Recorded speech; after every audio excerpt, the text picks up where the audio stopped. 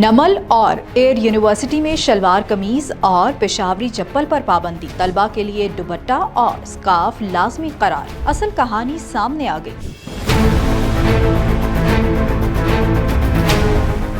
حال ہی میں social media پر کچھ ویڈیوز اور پوسٹ نے ہلچل مچا دی، جن میں دعویٰ کیا گیا ہے کہ اسلام آباد کی دو معروف جامعات NUML university of modern languages اور ایئر یونیورسٹی نے طلبہ کو شلوار قمیض اور پشاوری چپل پہننے سے روک دیا۔ کچھ صارفین نے تو یہ تک کہا کہ روایت پسند طلبہ کو گیٹ سے واپس بھیج دیا گیا۔ نمل یونیورسٹی میں پشاوری چپل یا شلوار قمیض پر کوئی باضابطہ پابندی نہیں۔ ڈریس کوڈ کے مطابق صرف اوپن سینڈلز، فلپ فلاپس اور بیڈ روم چپل ممنوع ہے، جبکہ پشاوری چپل یا کھیڑی کی اجازت ہے۔ ترجمان کے مطابق سوشل میڈیا پر گردش کرنے والی خبریں غیر مصدقہ ہیں، اگر کچھ طلبہ نے بتایا کہ انہیں عارضی طور پر روکا گیا تھا مگر بعد میں پابندی واپس لے لی گئی۔